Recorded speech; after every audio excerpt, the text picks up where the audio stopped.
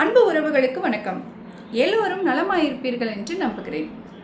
இன்று நாம் ஒரு யூடியூபர், அவருடைய பெயர் சரண்யா தரட்டி, தன்னுடைய யூடியூப் சேனலில் மாவீரர், இந்த மண்ணுக்காகவும் மக்களுக்காகவும் வாழ்ந்தவர், சுதந்திர போராட்ட வீரர், வீரத்தின் அடையாளம் வீரபாண்டிய கட்டபொம்மன் அவர்களின் புகழுக்கு களங்கம் விளைவிக்கும் விதத்தில் ஒரு காணொளியை வெளியிட்டிருந்தார். அது குறித்து சிந்திக்கவும் விழிப்புணர்வை ஏற்படுத்தவும் இந்த காணொளியை உங்களுக்கு அர்ப்பணிக்கிறேன். வாருங்கள். அவர் தன்னுடைய பதிவில் வீரபாண்டிய கட்டபொம்மன் அவர்களின் இயற்பெயரையே தவறாக குறிப்பிட்டிருக்கிறார். அவருடைய இயற்பெயர் கட்டபொம்மு என்று தெலுங்கிலும் தமிழில் கட்டபொம்மன் என்றும் கூறப்படுகிறது. வீரபாண்டிய கட்டபொம்மன் என்பது அவருடைய இயற்பெயர். 1760களில் பிறந்தவர். தன்னுடைய தந்தை ஜெகவீர பாண்டியன் அவரின் மறைவுக்கு பின்னர், அதாவது தன்னுடைய 30வது வயதில் அரியணையை ஏறினார். இந்த மண்ணுக்காகவும் மக்களுக்காகவும் போராடி ஆங்கிலேயனை எதிர்த்து வரி செலுத்த முடியாது என்று எதிர்த்து நின்ற குறிப்பிட்ட சில பாளையங்களில் மிக முக்கியமான பாளையமாக பாஞ்சாலங்குறிச்சி இருந்தது. மன்னர் நினைத்திருந்தால் ஆங்கிலேயனுக்கு கப்பத்தை கட்டிவிட்டு எந்த பிரச்சனையும் இன்றி வாழ்ந்திருக்கலாம். ஆனால் தன் உயிரே போனாலும் சரி, ஆங்கிலேயனுக்கு வரி செலுத்த மாட்டேன் என்று போராடி தன் உயிரை இந்த மண்ணுக்காக தியாகம் செய்திருக்கிறார். இது நாம் அனைவரும் அறிந்தது. 1799ஆம் வருடம் கயத்தாரில் தூக்கிலிடப்பட்டார். இதில் மறைப்பதற்கு ஒன்றுமே இல்லை. இது உலகம் அறிந்த வரலாறு.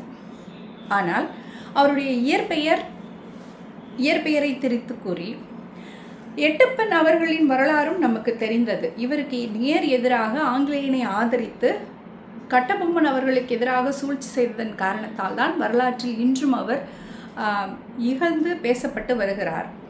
ஒரு சமுதாயத்தை சேர்ந்தவர் என்பதற்காக எட்டப்பனை புகழ்ந்தோ வீரபாண்டிய கட்டபொம்மனை தாழ்த்தியோ நாம் பேசிவிட முடியாது. இவர் இந்த குலத்தை சார்ந்தவர் என்ற ஒற்றை காரணத்திற்காக நாம் ஒருவரை தூக்கி நிறுத்தவும் முடியாது, இகழ்ந்து பேசவும் முடியாது.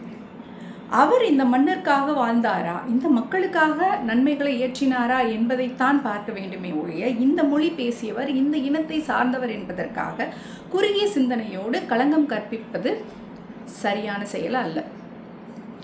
சரண்யா அவர்கள் பேசும்போது, நான் நடுநிலையோடு இந்த கருத்துக்களை பகிர்கிறேன் என்று சொல்லும் போதே எனக்கு தெரியும் இவர் நடுநிலையோடு இந்த பதிவை எடுக்கப் போவதில்லை என்று. அதைத்தான் அவர் இறுதியில் செய்திருக்கிறார்.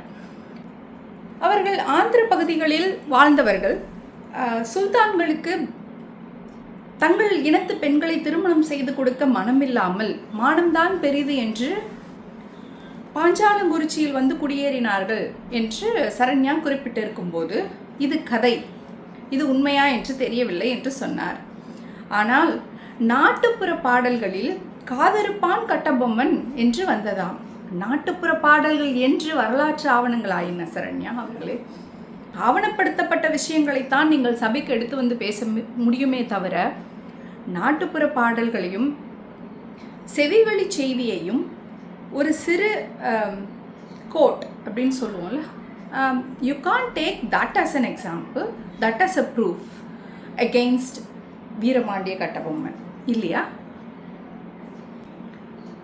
இன்றும் வாழ்ந்து வருகிற சேதுபதி, ராமநாதபுரம் சேதுபதி மன்னரின் வாரிசு அவர்கள். இன்று அவர்தான் மன்னர். அவருடைய பரம்பரையில் அவர் கொடுத்த காணொளியை தயவு செய்து சென்று பாருங்கள் மக்களே. அவர் தன்னுடைய அரண்மனையை விவரிக்கும் போது, ராமநாதபுரம் அரண்மனையை விவரிக்கும் போது, இந்த இடத்தில்தான் கட்டபொம்மன் அவர்கள் ஜாக்சனுக்கு எதிராக நின்று பேசிய இடம் இதுதான், இங்கிருந்து தான் அவர்கள் பின்பு அந்த வாக்குவாதம் ஊற்றி கட்டபொம்மன் அவர்களை கைது செய்ய முற்படும் போது போரிட்டு அங்கிருந்து தப்பி செல்கிறார். படை உள்ளே நுழைகிறது, கட்டபொம்மனுடைய படை உள்ளே நுழைகிறது. பின்பு அங்கிருந்து கட்டபொம்மன் அவர்கள் தப்பி செல்கிறார். இது வரலாற்று நிகழ்வு. அதை சொல்வதற்கு இன்றும் அந்த வம்சத்தை சார்ந்தவர் நம்மில் தான் வாழ்கிறார், நம்மில் ஒருவராக வாழ்கிறார். அந்த மன்னரே சொல்கிறார் இது இந்த இடத்தில் தான் நடந்தது என்று. பின்பு நீங்கள் எப்படி சொல்ல முடியும் அவர் ஆங்கிலேயனுக்கு விசுவாசியாக இருந்தார் என்று?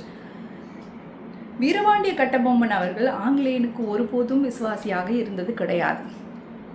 அவர்களின் பரம எதிரியாகவே வாழ்ந்திருக்கிறார். அதுதான் அவருக்கு முடிவுரை எழுதியது.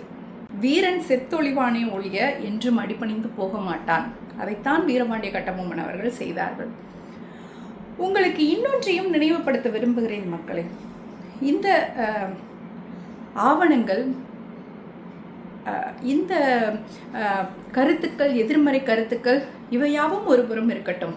நாம் அனைவரும் மருது வீரர்களை தெரிந்து வைத்திருக்கிறோம் அல்லவா? மருது பாண்டியர்கள் எப்பேற்பட்ட வீரர்கள்! இந்த மண்ணை எப்படி நேசித்தார்கள்!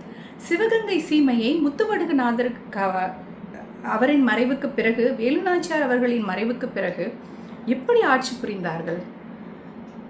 அவர்களை நம்புகிற இந்த சமுதாயம் தயவு செய்து இந்த செய்தியை தெரிந்து கொள்ளுங்கள். முக்கிய காரணம் ஜம்புத்தீவு பிரகடனம்.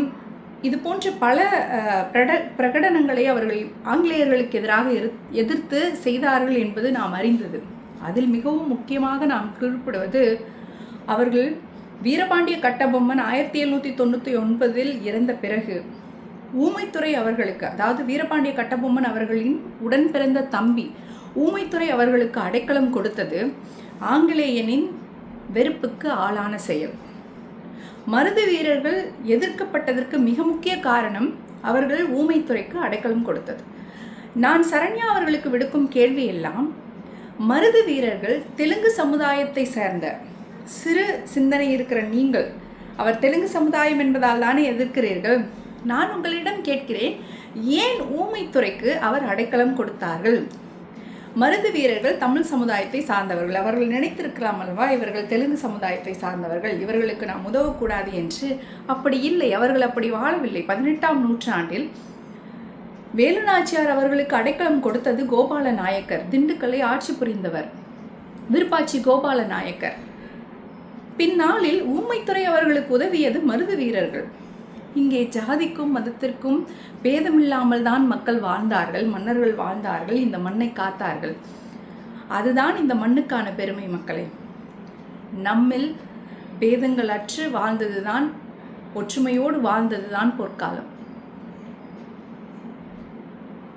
ஆக எத்தனை பேர் வேண்டுமானாலும் முயற்சிக்கலாம் வீரர்களை மறக்கடிக்க செய்வதற்காக. அவர்களின் வீரத்திற்கு களங்கத்தை விளைவிக்க முயற்சி வேண்டுமானால் செய்யலாம், அது ஒரு நாளும் பழிக்காது. வீரபாண்டிய கட்டபொம்மன் அவர்களின் புகழ் எந்நாளும் வாழும். அவர் வரலாற்றில் என்றும் நிலைத்து நிற்பார், பேசப்படுவார். மக்கள் மனங்களில் வீரத்தை விதைத்து கொண்டே இருப்பார் என்று சொல்லி இந்த வாய்ப்புக்கு நன்றி கூறி விடைபெறுகிறேன். மற்றும் ஒரு சிறந்த காணொளியோடு உங்களை நான் மீண்டும் சந்திக்கிறேன். வீரபாண்டிய கட்டபொம்மன் அவர்களின் நாமம் வாழட்டும். நன்றி.